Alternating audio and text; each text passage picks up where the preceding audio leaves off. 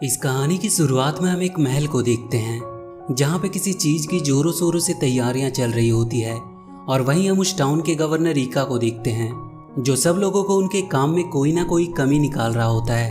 उसका सेनापति ओगो उसके पास आकर बताता है कि सारी तैयारियां बिल्कुल सही चल रही है।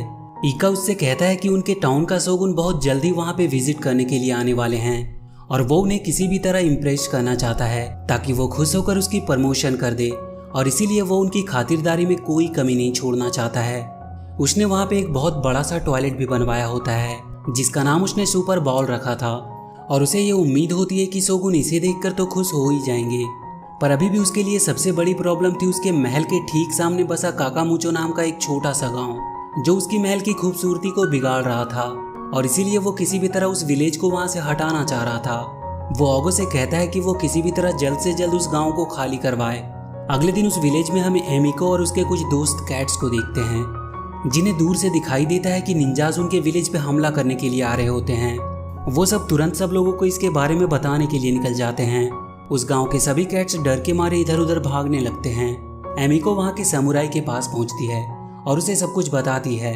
वो समुराई अपने घोड़े पे बैठकर उनसे लड़ने को तैयार हो जाता है, पर जैसे जैसे वो निंजास करीब आ रहे थे समुराई डर के मारे पसीने से भीगने लगता है और फिर अचानक वो वहां से भाग जाता है। वो सारे निंजास विलेज पे हमला करके उसे पूरी तरह से तबाह कर देते हैं। अगले दिन सारे कैट्स मिलकर ये डिसाइड करते हैं कि वो वहां के शोगुन से अपने विलेज के लिए एक नए समुराई की मांग करेंगे जो उनकी हिफाजत कर सके। अगले सीन में हम शोगुन को उसके महल में देखते हैं। तभी उसके पास एक मैसेज आता है। ये मैसेज उन्हीं काकामुचो विलेज के कैट्स का था जिन्होंने नए समुराई की मांग की होती है। ये खबर सुनते ही शोगुन वहां के गवर्नर ईका को फोन मिलाता है। इनकी फोन लाइन भी कमाल की होती है जिसमें लाइन से कैट्स खड़े होते हैं और वो एक साइड से बात को ट्रांसफर करते हुए दूसरी साइड तक पहुंचाते थे। शोगुन ईका को उस विलेज को एक नया समुराई देने का काम सौंपता है। ईका अब परेशान हो जाता है क्योंकि उसकी चाल उल्टी पड़ चुकी थी और वो कोई नया आइडिया सोचने लगता है। अगले सीन में हम वहाँ की जेल में कैद हैंक नाम के एक डॉग को देखते हैं जिसे वहाँ कैट टाउन में आने के जुर्म में गिरफ्तार किया गया होता है क्योंकि वहाँ डॉग्स का आना अलाउड नहीं था और उसे इस जुर्म में सजाए मौत मिली थी। वो उसे मारने ही वाले होते हैं कि तभी दूर से ईका उसे देखता है और वो उसे कहते हुए सुनता है कि वो यहाँ कैट टाउन में समुराई बनने के लिए आया था।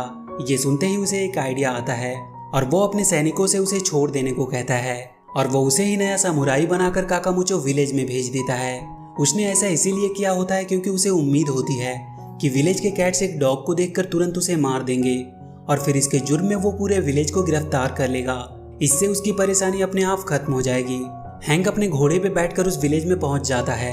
सारे कैट्स अपने नए समुराई के वेलकम के लिए खड़े होते हैं, पर जैसे ही वो एक डॉग को देखते हैं वो सब गुस्सा हो जाते हैं और वो हैंक को मारने के लिए उसका पीछा करने लगते हैं। वो सब मिलकर हैंक को मारने ही वाले होते हैं कि तभी उसके पास से गवर्नर का ऑफिशियल लेटर मिलता है, इसीलिए वो सब उसे छोड़ देते हैं।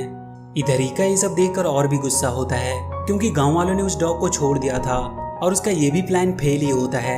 हैंक वहाँ के समुराई ऑफिस में पहुँचता है और वहाँ रखे समुराई सूट को पहनकर देखने लगता है। तभी वहाँ पे जिम्बो नाम का एक कैट आता है। हैंक उससे कहता है कि वो यहाँ पे एक समुराई बनने के लिए आया है, पर जिम्बो उससे कहता है कि वो कभी भी एक समुराई नहीं बन सकता क्योंकि वो एक डॉग है और उसमें कोई भी गुण नहीं है एक समुराई बनने के लिए। तभी वहाँ फिर से निंजा हमला कर देते हैं। जिम्बो हैंक से कहता है कि अगर तुम समुराई हो तो जाकर गाँव वालों को तुम उनसे बचाते क्यों नहीं। इस पर हैंक उनसे बात करके ये सब खत्म करने की कोशिश करता है, पर वो उसे मारकर वापस से उसी ऑफिस के अंदर फेंक देते हैं। जिम्बो उसे वहां से लौट जाने को कहता है, पर हैंक उससे कहता है कि बचपन से उसे सब परेशान करते आए हैं और एक बार जब शहर के कुछ आवारा गुंडे उसे मार रहे होते हैं तभी वहां पे एक समुराई आता है और वो उन गुंडों को मारकर अकेला ही भगा देता है। और उसी दिन से उसने सोच लिया था कि वो भी एक समुराई बनेगा। उस समुराई की तलवार उसने अभी भी संभाल कर रखी होती है। जिम्बो जब तलवार को देखता है तो पता चलता है कि ये तो उसी की तलवार है जो उस दिन वहीं पे छूट गई थी। हैंक उसे अपना टीचर बनने को कहता है और उसे समुराई सिखाने को कहता है। किसी तरह जिम्बो मान जाता है, पर उससे पहले वो हैंक से एक कॉन्ट्रैक्ट साइन करवाता है जिसमें लिखा होता है कि वो हमेशा उसकी बात को मानेगा तभी वो उसका टीचर बन पाएगा। हैंक को इसमें कोई परेशानी नहीं होती है और वो उस पर साइन कर देता है और इसके बाद जिम्बो उसकी समुराई ट्रेनिंग शुरू कर देता है।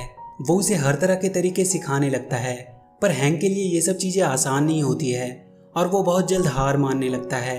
वो जिम्बो से गुस्से में कहता है कि वो सिर्फ उसे परेशान करना चाहता है क्योंकि उसे खुद ही कुछ नहीं पता। इस बात को सुनकर जिम्बो उसे अपनी समुराई की कला दिखाता है, जिसे देखकर हैंक की आंखें खुली की खुली ही रह जाती है। फिर जिम्बो उसे बताता है कि पहले वो यहाँ के प्रिंस का पर्सनल गार्ड हुआ करता था और हमेशा उसकी सुरक्षा में तैनात रहता था। पर एक दिन वो प्रिंस के साथ एक नई जगह पे गया। वहाँ पे बहुत अंधेरा था और जब उसने देखा वहाँ पे बहुत सारे कैट्स हैं तो उसने बिना कुछ सोचे उन पर हमला कर दिया। और बाद में उसे पता चला कि वो तो प्रिंस का बर्थडे सरप्राइज था और उसने सब बेकार कर दिया। इसी बात से शर्मिंदा होकर उसने समुराई और नौकरी दोनों छोड़ दी। ऑफिस आकर जिम्बो समुराई की बुक पढ़ता है और उसे एहसास होता है कि हैंक को एक डॉग की तरह सिखाना होगा, न कि कैट्स की तरह। अगले दिन वो हैंक की आंखों पे एक पट्टी बांध देता है और उसके सुनने और स्मेल करने की क्षमता से चीजों को अपनी ओर आते हुए महसूस करने को कहता है और ये तरीका बिल्कुल काम कर रहा था। हैंक अपना डिफेंस करना सीखने लगता है।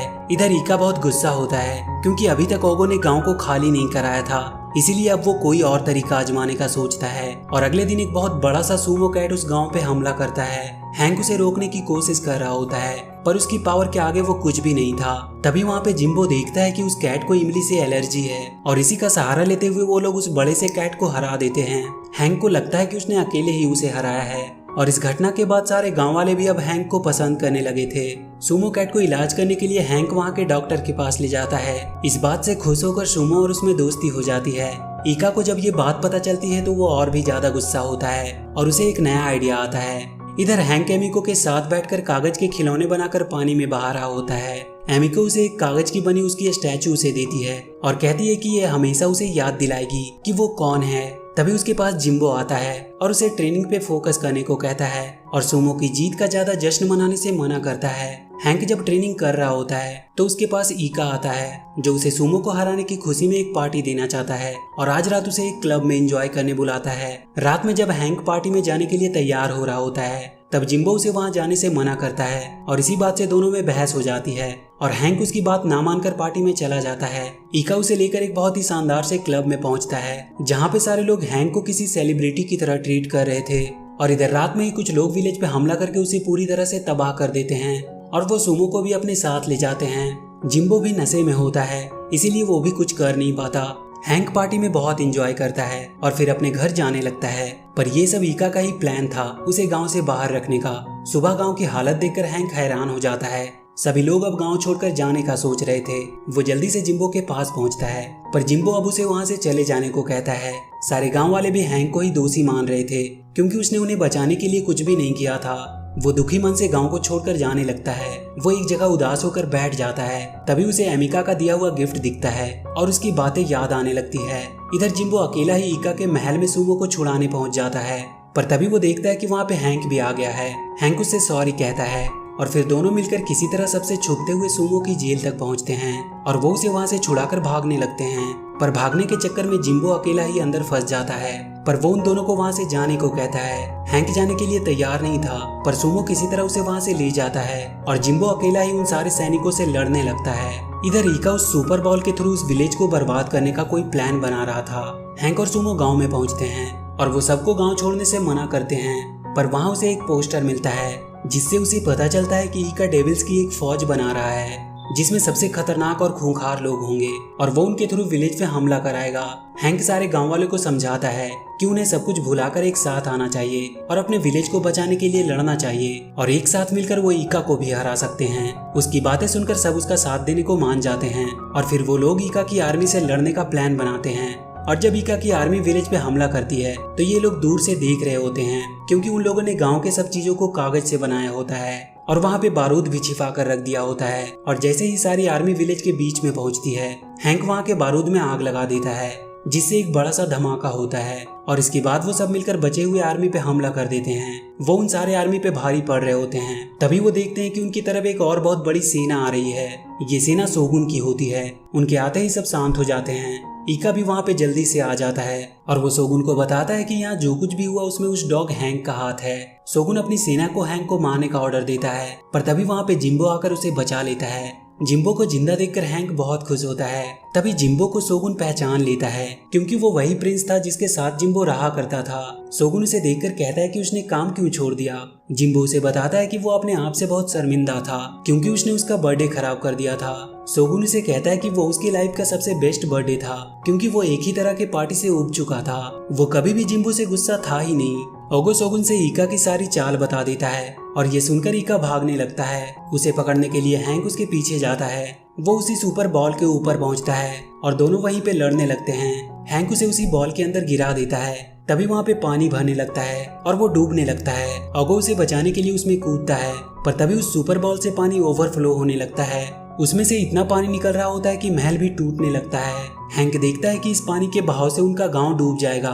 वो जिम्बो के साथ तुरंत गांव में पहुंचता है और वो सारे मिलकर गांव के चारों ओर एक नहर खोदने लगते हैं। सुमो अपनी पावर से बहुत जल्द ही नहर खोद देता है, जिससे पानी की दिशा दूसरी तरफ मुड़ जाती है। पर इसी बीच एमिका के दोस्त पानी में बहने लगते हैं और वो सब तुरंत एक दूसरे का हाथ पकड़कर उन्हें डूबने से बचाते हैं और पानी से बाहर निकालते हैं।